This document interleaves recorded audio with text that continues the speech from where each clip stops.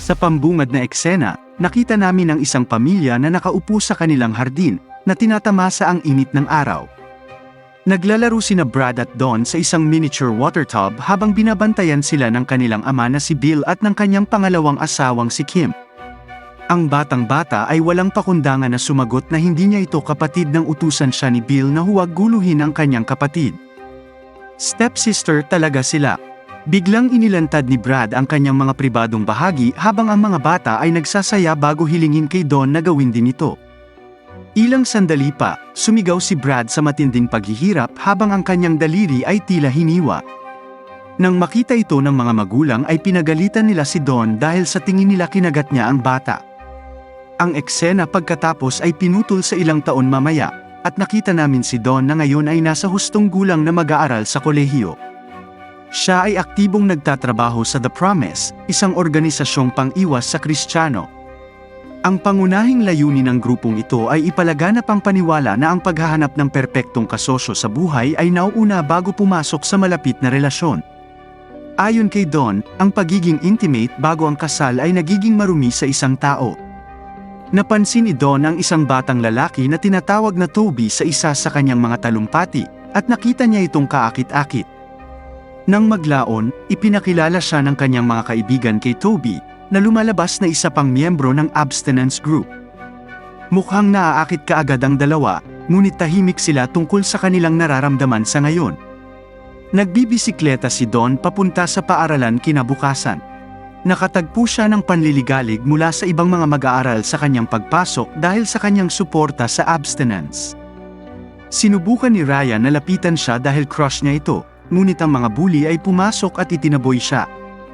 Natututo ang mga bata tungkol sa mga organo ng reproduktibo ng tao sa susunod na aralin.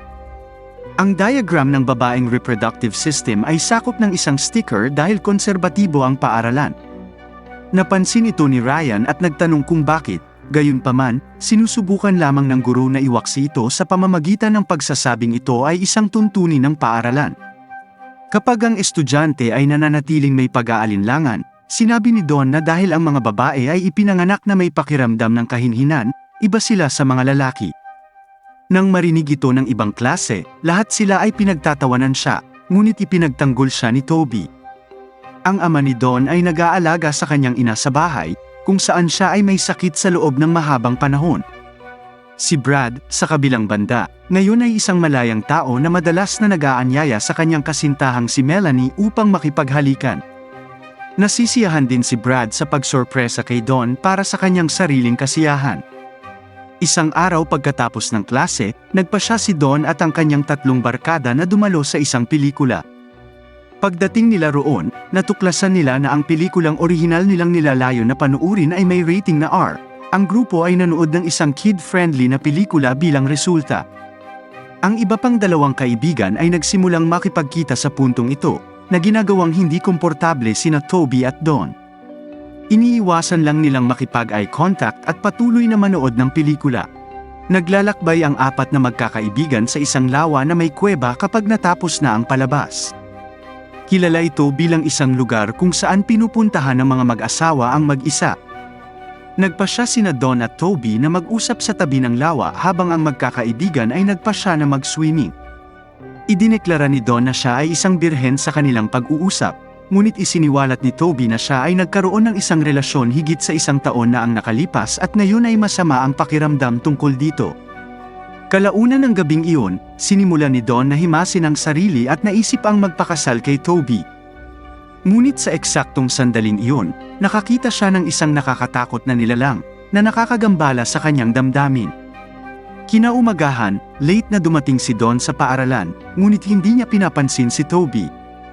Nang maglaon, kapag siya ay nasa locker room, tinawag niya siya at ipinahayag ang kanyang pag-aalala tungkol sa pagiging naaakit sa kanya. Pagkatapos ay ipinaliwanag niya na nagpasya siyang ipagpaliban ang pakikipagkita sa kanya dahil ayaw niyang magpadala sa tukso. Pumayag naman si Toby dahil nakilala niya ang punto niya. Umuwi si Dawn sa gabi nang makarinig lamang ng away ni Brad at ng kanyang kasintahan. Bumisita si Dawn sa kwarto ng kanyang stepbrother pagkaalis ni Melanie para kausapin ito. Gusto niyang isara ang lahat ng gaps sa pagitan nila para sila ay mamuhay ng magkasama bilang tunay na magkakapatid. Si Brad, gayunpaman, ay tahasang tinawag siyang tulala at pinagtatawanan siya. Naiinis si Dawn sa kanyang imbitasyon na matulog sa kanya kung kaya't siya ay bumagyo sa galit. Kasunod nito, tumungo siya sa lawa at tinawagan si Toby na nakarating doon ng hindi oras. Pareho silang sumisid sa tubig at nagsimulang maghalikan. Ipinagpatuloy nila ang kanilang pribadong pagpapalitan habang lumalangoy sila patungo sa kuweba. Ngunit nang lumakas ang mga impulses ni Toby, nagsimulang makaramdam ng pangamba si Dawn. Hindi niya tinatanggap ang mga pagtatangka nitong pigilan siya at ipaalala sa kanya ang kanilang dedikasyon sa moral na kadalisayan. Nagsisimula siyang kumilos ng agresibo, at nagsimula silang magtulak sa isa't isa habang nagpupumilit sila. Sa kasamaang palad, si Dawn ay higit na naghihirap mula rito dahil hindi sinasadyang nauntog ang kanyang ulo sa bato at nawala ng malay. Sinamantala ni Toby ang pagkakataong itulak ang sarili sa kanya, ngunit sa sandaling iyon ay napasigaw siya sa sakit. Kasabay ni Dawn, nagising si Dawn at napansin niyang puno na ng dugo ang kanyang mga kamay. Nalaman din niya, sa kanyang takot, na ang kanyang organ ay nakagat. Nataranta si Toby at sumisid sa dagat, habang si Dawn naman ay takot na tumakbo.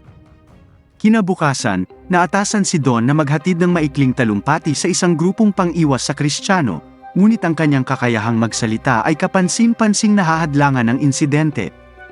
Nang maglaon, lumapit si Ryan sa kanya, nakipag-usap sa kanya, at sa wakas ay nag-alok na ihatid siya pauwi. Inalok niya si Dawn ng date bago sila maghiwalay, ngunit tumanggi siya dahil sa nararamdaman niya. Nang maglaon, pinili ni Dawn na bumalik sa lawa dahil hindi siya makalimot sa malagim na pangyayari. Ang mga insekto ay umaaligid sa organ ni Toby, na natuklasan niya habang lumalangoy siya patungo sa kuweba.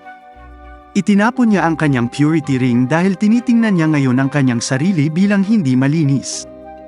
Nahihirapan siya sa mga detalye ng insidente nang makauwi siya at nagtataka kung paano ito nangyari. Inalis niya ang sticker sa kanyang biology book at inilabas ito dahil wala siyang ideya kung ano ang hitsura ng mga reproductive organ. Laking gulat niya nang matuklasan niya na talagang malformed ang kanyang organ. Pagkatapos ay sinaliksik ni Dawn ang kanyang karamdaman sa internet. Pagkatapos ng ilang paghahanap, sa wakas ay natuklasan niyang may vagina dentata, isang kondisyon kung saan may ngipin ang ari. Sumangguni si Dawn kay Dr. Godfrey, isang gynecologist, pagkatapos na mag-alala. Dahil ito ang kanyang unang pagkakataon na magpatingin sa isang gynecologist, sinamantala ni Dr. Godfrey ang kanyang pagiging mapaniwalain at sinimulan siyang abusuhin habang nagpapanggap na gumagawa ng pagsusuri. Siya ay natakot bilang resulta ng pag-abot nito sa kanya ng walang guwantes. Kinagat ng kanyang mga pangil ang 4 na daliri ng kanyang kanang kamay bilang resulta ng pag-urong ng kanyang mga kalamnan sa ari bilang tugon sa kanyang paghihirap. Habang sumisigaw ang doktor, vagina dentata, nataranta si Dawn at tumakbo palayo. Habang nagbibisikleta siya pauwi, maraming sasakyan ng pulis ang dumaraan, at napapansin din ni Dawn na may nagmamaneho ng sasakyan ni Toby. Pumunta siya sa lawa para mag-imbestiga dahil na-curious siya at naguguluhan. Pagdating niya, nakita niya ang mga police diver na inaalis ang bangkay ni Toby sa tubig. Naalarma si Dawn dito at sinimulang sisihin ang sarili sa pagpanaw nito. Sa kanyang pag-uwi, ang kanyang mga problema ay patuloy na tumataas. Sa likuran, sina Brad at Melanie ay nangganganak ng isang bata habang ang kanyang may sakit na ina ay nakahiga sa sahig. Mabilis na nag-dial si Dawn sa 911 bago dali-daling dinala ang kanyang ina sa ospital. Pagkatapos nito, pinauwi siya ng kanyang ama upang magpahinga pagkatapos niyang magising sa isang sopa sa ospital. Pag-uwi niya, narinig niyang nag-aaway na naman si Brad at ang kanyang kasintahan. Bumisita siya sa bahay ni Ryan para humingi ng tulong dahil pagod na pagod siya at nangangailangan ng ginhawa. Sinabi niya sa kanya ng pribado na dapat siyang mag-ulat sa pulisya matapos ang halos pumatay ng 2 tao. Hindi siya maintindihan ni Ryan habang inilalarawan niya ang mga ngipin doon. Pinahihintulutan niya itong maligo sa mainit na paliguan dahil sa palagay niya ay nababalisa siya. Nag-aalok din siya ng gamot sa kanya, na nangangako na ito ay magpapagaan sa kanyang pakiramdam. Nag-set up si Ryan ng isang romantikong kapaligiran sa kanyang silid na may mga kandila habang si Dawn ay naliligo. Naghahanda din siya ng isang bote ng alak para sa isang magandang gabi. Maya-maya ay lumabas si Dawn, hinahanap ang kanyang damit na may balak na pumunta sa istasyon ng pulis. Gayunpaman, nahihilo siya dahil sa gamot na ibinigay sa kanya ni Ryan.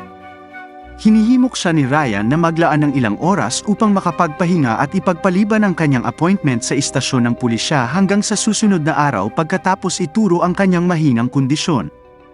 Maya-maya, pinahiga siya nito sa tabi niya at sinimulang hawakan. This time, parang ang saya-saya ni Dawn sa lahat. Pagkatapos, isang may kumpiyansa na si Ryan ang umakyat sa kanya na may intensyon na makipag-contact sa kanya. Nag-aalangan si Dawn sa mga sandaling ito dahil sa tingin niya ay baka masugatan siya ng kanyang ari ng dentata.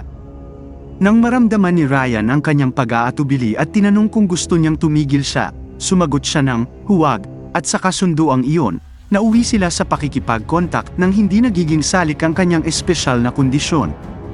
Nalaman ni Dawn mula dito na ang kanyang mga ngipin ay hindi gumagalaw kapag siya ay komportable na nagbibigay sa dalawa ng kanyang pagsang-ayon. Gayunpaman, natuklasan ng isang forensic specialist ang isang kakaibang puting istruktura sa katawan ni Toby. Kahit na ito ay kahawig ng ngipin ng pating o igat, ipinapakita ng pagsusuri na ito ay talagang gawa ng tao.